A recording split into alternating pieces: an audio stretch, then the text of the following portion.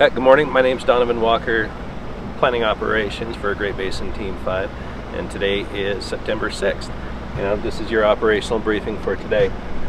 Just talk a little bit on the work that's been done up in the Silver Creek, Silver Plunge area, Boiling Springs area. A lot of preparations around the values at risk that are in there are continuing, working along our main travel corridor in there. The lookout that's up there has been wrapped, and we continue to, they say about a half shift left is what they have in there, and we're going to move that structure wrap group over to White Hawk so they can continue those kinds of missions. It's a very specialized group, and it's the only one we have on the fire, so we just got to move them around to some of these Forest Service exposures that we're protecting.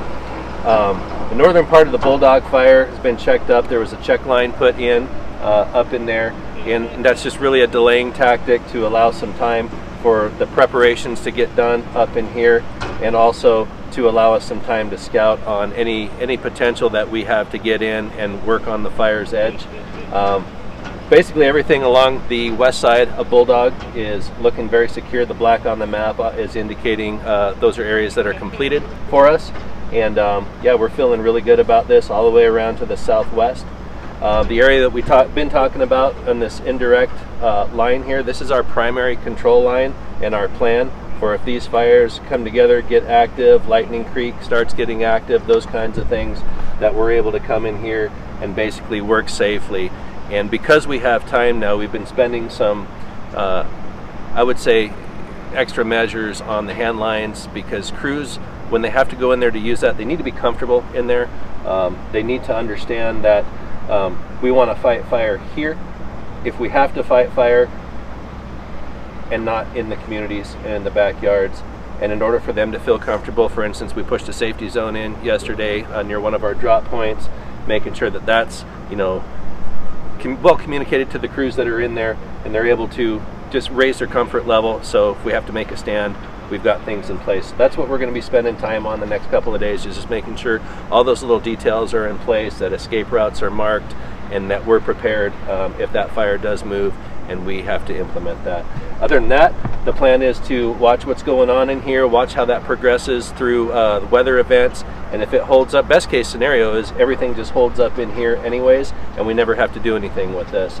But we are watching this constantly. Moving down to the southern portion of the Nellie fire and kind of around the communities here, you see some black on the map here. We anticipate this black to move north, and we're going to be showing some more completion on the map here in the coming days. That'll increase that percent completed on the fires, and we're feeling really good about that. The Highway 17 corridor is also looking really good. This is an area that we expect to see additional black on the map and more completion in the coming days. And we still have resources in here. We're still monitoring. We haven't seen a lot of heat in there, and we're feeling pretty comfortable with that. Along the eastern side of the Nellie fire, this gets patrolled daily by air. The reports yesterday, very minimal fire activity in there. Just a couple of little areas where it's poking around in parts of the Pioneer burn scar that didn't maybe 100% consume. It was maybe more low intensity fire that burned through there, and so the fire, when it pokes into those, it's still low intensity fire in there because there's not a lot of fuel in there, but it is smoking a little bit. It's just really not moving.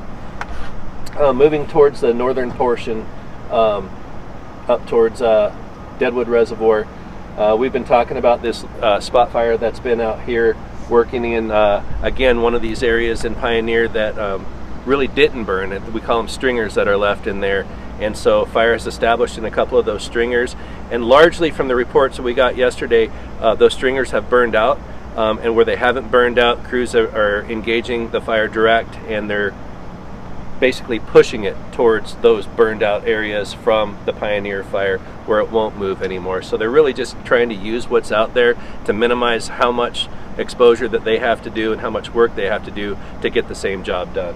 And so they're being very successful with those tactics up there. A little bit of heat on the northern part of the fire up there.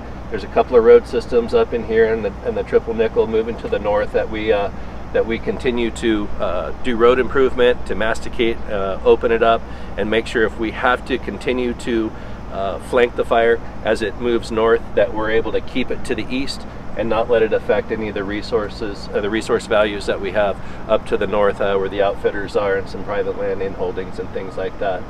Another good thing to report around Deadwood Reservoir, all the work that's been done to secure the fire, right, to get those containment lines in, that part's done. It's really transitioned to a mop-up and cleaning it up and making sure that, you know, we're getting that heat pushed farther off the line, and really starting to secure it so we can start looking at what does opening this area back up look like, right? And in order to do that, we have to complete the mop-up objectives. We got to make sure hazard trees are taken down and made safe for the public again. So those are the kinds of things that we're evaluating in there.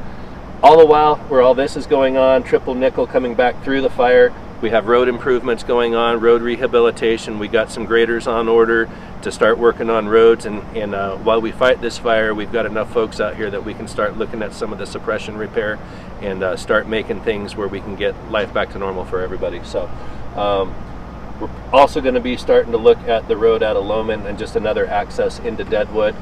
That's going to need some repair as well, and we're going to start making plans for that, and that'll be starting today on those preparations. And that's all I have for today. That concludes our briefing.